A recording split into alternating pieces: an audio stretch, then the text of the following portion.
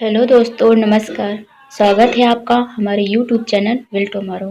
Friends, पिछली video में आपने तार सप्तक के बारे में जानकारी प्राप्त की थी और आज के इस लेक्चर में हम जानेंगे अष्टछाप के कवि। कौन कौन कवि इसमें शामिल हैं, क्यों बनाए गए अष्टछाप और क्यों कहलाए अष्टछाप, इन सभी प्रश्नों की जानकारी आज के इस वीडियो में हम जानेंगे। तो चलिए स्टार्ट करते हैं आज का सेशन। अष्टछाप महाप्रभु श्री वल्लभाचार्य जी एवं उनके पुत्र श्री विट्ठलनाथ जी द्वारा संस्थापित 8 भक्तिकालीन कवियों का एक समूह था। हिंदी साहित्य की बात करें तो भक्ति काल को 2 भागों में बांटा गया है। पहला निर्गुण काव्यधारा और दूसरा सगुण काव्यधारा। निर्गुण और सगुण काव्यधारा को पुनः 2 भागों में बांटा गया है। निर्गुण को ज्ञानाश्रयी शाखा और प्रेमाश्रयी शाखा, सगुण काव्यधारा को राम भक्ति शाखा और कृष्ण भक्ति शाखा।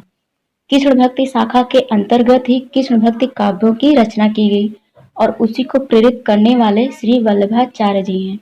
उन्हें पुष्टि मार्ग का संस्थापक और प्रवर्तक भी कहा जाता है। इन्हीं के द्वारा पुष्टि मार्ग में दीक्षा पाकर 8 कवियों की मंडली ने एक महत्वपूर्ण साहित्य की रचना की जिसे अष्टछाप कहा जाता है, जिन्होंने अपने विभिन्न पद एवं कीर्तनों के माध्यम से भगवान श्री कृष्ण की विभिन्न लीलाओं का गुणगान किया। अर्थात ये 8 कवि श्रीनाथ जी के मंदिर में प्रतिदिन लीला करते थे और सदैव उनके सखा के रूप में साथ रहते थे, इसलिए इन्हें अष्ट सखा की संज्ञा भी दी गई है। आपको यह भी याद रखना है।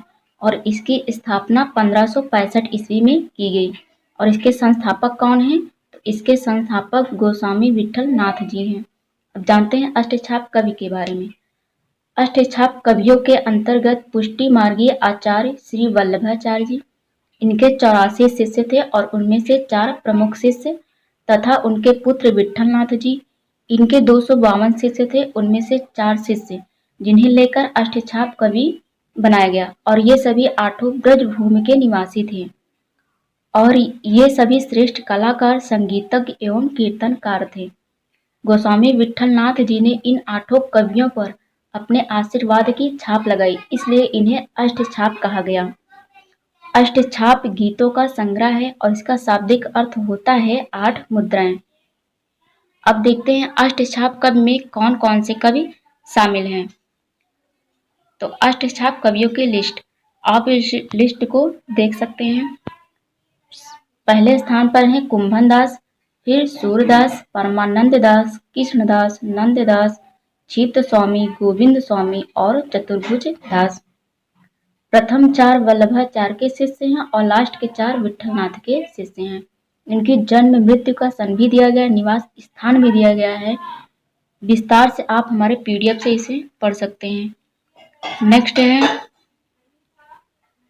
अष्टछाप कवियों के नाम याद रखने की ट्रिक।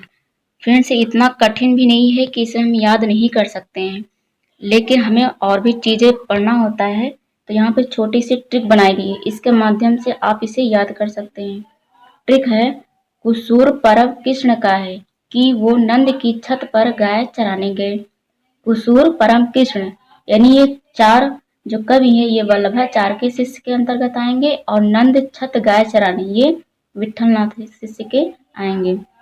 तो कु से कुंभन दास, सु से सूरदास, परम से परमानंद दास, कृष्ण से कृष्णदास और नंद से नंददास, छत से चित स्वामी, गाय से गोविंद स्वामी, चराने से चतुर्भुज दास। तो आप छोटी सी ट्रिक है, अगर इसे आप 4-5 बार पढ़ लेंगे तो इसका रिफ्लेक्शन आपके दिमाग में होता रहेगा और आपको ये आसानी से याद बना रहेगा। नेक्स्ट है अष्टछाप के भक्त कवियों में सबसे ज्येष्ठ यानी सबसे बड़े कुंभन दास जी थे और सबसे कनिष्ठ यानी छोटे नंददास थे। और सूरदास का सर्व प्रमुख स्थान है और इन्हें पुष्टि मार्ग या अष्टछाप का जहाज भी कहा जाता है।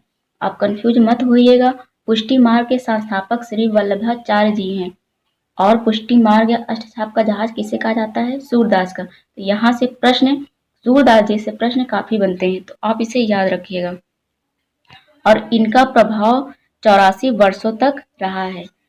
फ्रेंड्स, यह थी जानकारी अष्टछाप के कवियों के बारे में। आपको यह वीडियो कैसी लगी? यदि पसंद आई हो तो आप इसे लाइक करें, दोस्तों के साथ शेयर करें।